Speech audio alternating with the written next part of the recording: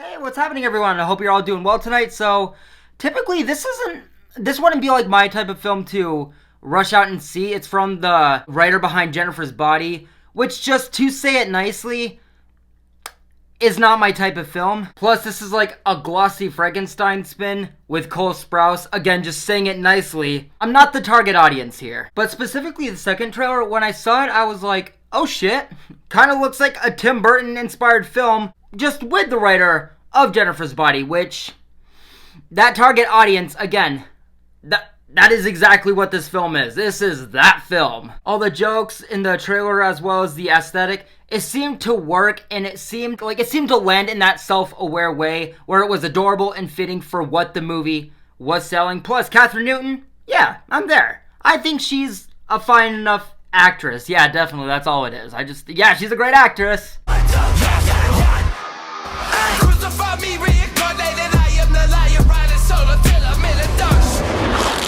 But you know, I could see, like, guys taking their girlfriends out to see this movie on, like, Valentine's Day. I could see, like, girls doing, like, a girls' night for this flick. Again, but with this not typically being something I would go to see, there were aspects of it that seemed solid and seemed to work for, like, again, what this film was. Plus, my best friends really wanted to see this movie, and one of my best friends that went and saw this with me, she was actually telling me that not only is this from Diablo Cody, the writer of Jennifer's Body, but she also heard somewhere that apparently this movie takes place in the same universe as Jennifer's Body, which I never heard that. But with that, like, being a thing, like when I heard that from her, like, about to watch the movie, all I'm gonna say is that after seeing this film, how it wrapped up, and seeing all the resemblance to Jennifer's Body, if that's a real thing, if that's really what the case was here, and they choose to go forward with that, there's definitely an audience here. Plus, this was actually the directorial debut from Zelda Williams, which is Robin Williams' daughter. So guys, with all of this being said, again, there was enough going for it as a movie where I was like, okay, I'm not, like, against seeing it, and I saw it. Plus, I just want to get this movie out of the way so I can see Out of Darkness tomorrow. So let's talk about Lisa Frankenstein. So the first thing I want to talk about right off the bat is actually the intro credits. It's an interesting, like, way that I feel about it, because I think that the opening, these intro credit sequence, I think it's cute if you're going into this film wanting it to be like a Tim Burton film, which, again, just from, like, the trailers, I was like, okay, it seems like that is definitely an inspiration here. But for me, like, as someone who was expecting that inspiration, and, like, as a film that seemingly was, like, wearing that on its sleeve, the intro just didn't fit to, like, those expectations. It fit to, like, it starts out in, like, a really weird, like, drawing segment. It also has, like, another sequence in the movie where it cuts back to this kind of, like, animation. Whenever it does it, I'm like, okay, it's cute.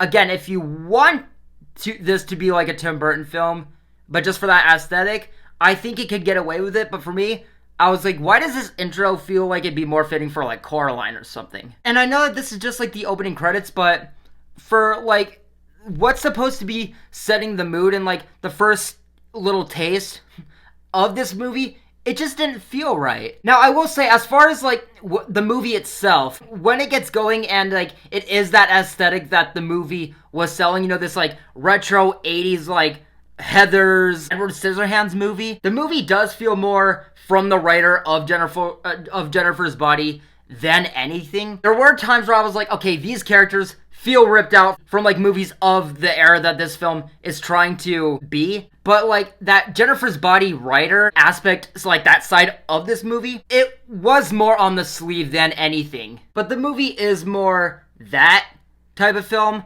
more than it was, like, the solid directorial debut that the trailer was selling me. Like, it was more that than what I was hoping and expecting out of this movie. And I think, like, one of my biggest issues, if not my biggest issue period, is that for whatever the movie was going for aesthetically, it just kind of feels like dry and just kind of like copy and paste. It doesn't really seem to have, like, anything fun specifically as far as, like, the era that this film is set in. It has that aesthetic and it has potential, but it didn't do anything necessary. It didn't do anything, like, really fun or original to make this specific setting feel like it was necessary. Like, it was the setting and aesthetic that you had to go with for this type of film. But what I will say is that when the movie, like, how it transitions into the actual meat of what the movie is, it does feel more proper and more at home with that. It's just that everything getting to that point and everything, like,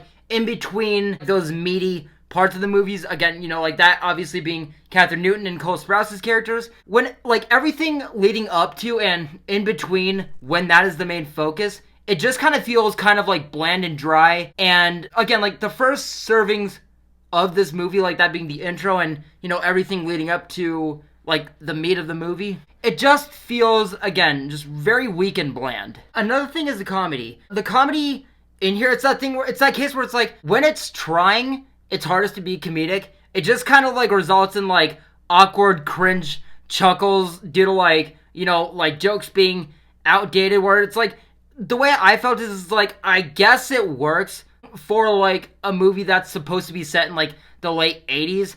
The problem here is that this movie was written in 2024. This is not a 90s movie. Sure, it wears that on its sleeve a little bit. That's the inspiration, the aesthetic. But still, just as a movie alone being released in today's time, there's a lot of jokes in here where I'm like, okay, that could have been funny, again, like 20 years ago. But what I will say is that, well, I can't think of, like, the specific movie from the top of my head. Just movies out of this era. How I said earlier, how, like, it feels like it was ripped out of, like, movies in general from this era. And that is specifically the characters, especially, like, Carla Gugino's character and her husband. They felt okay, as well as, like, the background characters in this universe. Also, Catherine Newton, when she does get those, like, meaty scenes and just, like, scenes in general where she has that opportunity to show the most of her skills, I think she's fine in the film. And, you know, just other work of hers, like, she's a good actress. I liked her in, you know, Freaky and everything. But there are just, and this is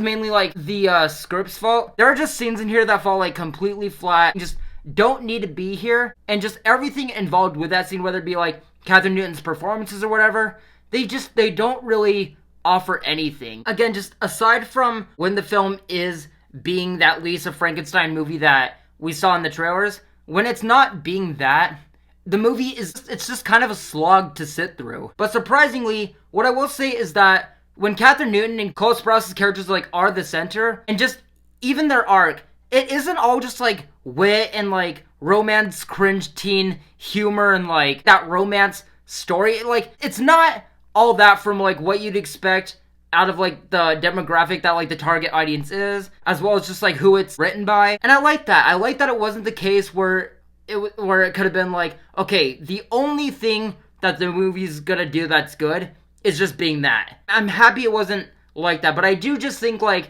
just as a story and as a casual viewer, I do think that I have more flaws than I would have if I was, like, for example, the target audience. But still, it's not like I wasn't looking forward to this film to some degree. The film just feels inconsistent and just very, like, flip-floppy with, like, things as far as, like, what works in this film and what doesn't. And there's even a lot of times in the film where it's like, things I think could work, or, like, there are things that, like, I could like, but they're just overshadowed by the kind of questioning, like, writing of this film. Kind of like how I felt with Jennifer's Body. I was like, I see what you're doing here, and I see how this could, like, land for a certain demographic, but goddamn, you are just leaning too hard into the cringe teen, like, horror romance comedy bullshit. It just leans way too hard in that, which was my biggest issue with Jennifer's Body. But what I will say is that once Cole Sprouse's Frankenstein character's plot arc is made in this film, like, once you see, like, why he's here and, like, where they're gonna go with his specific character, it was that thing where, like, once I saw the very first tease of that storyline, I was really hooked. I was so excited to see where that was gonna be, and, like, as that being a more, like, center plot, that was just something that I was looking forward to throughout the movie. But here's something I want to say regarding that, which is very mixed, I'll put it that way. There is a scene during, like, evolving this storyline where someone gets killed off, and the second it started, I was like, this is that scene from Jennifer's Body. And I will say that, like, while you can see that this has relation to Jennifer's Body, it does things that are still, like, more edgier than that film. This is definitely a film written by Diablo Cody, and I wouldn't be surprised if this was fully revealed front and center that it was part of that universe, but it is a much better movie than Jennifer's Body. I don't even think that this is a bad film. This film still has like iconic moments that will make it stand out. And I love this soundtrack. Holy shit. I saw this movie like 3 hours ago. We went to like our showing of it, and then we went and got food and like did a couple things. And we were just like jamming out to all the music in this fucking film. But like by the end, the movie itself, like when you look back at the movie, it's sweet and charming, but just as like viewing it, like in the moment, just watching certain like the movie as it's going, it does have a lot of issues. But honestly, I could give this film a pass if I really wanted to, but I just feel like, to be fair, I am more mixed than anything on this film. So I'm going to give it a mixed to positive review, but still feeling more on the mixed side. So guys, that is going to do it for my thoughts on, I almost said Jennifer's Body. What is this? Lisa Frankenstein. I am seeing Out of Darkness tomorrow. Sunday, we've got the Super Bowl. There have been a lot of fucking trailers dropping. Holy shit, there have been a lot of trailers dropping, and it's not even the weekend yet. I'm guessing more trailers are going to be dropping. We'll see what happens. There's actually rumors that a Maxine trailer is going to drop. Holy shit, guys, if that happens, I'm going to say is this, guys, this is the only tease I'm giving you. That is one of my most anticipated films of all time. So hopefully that happens. But yes, guys, that is going to do it for this review. Let me know what you guys thought about the movie as well as my thoughts on it in the comments below, guys. Thank you guys as always for watching, and I'll see you very soon. Take care.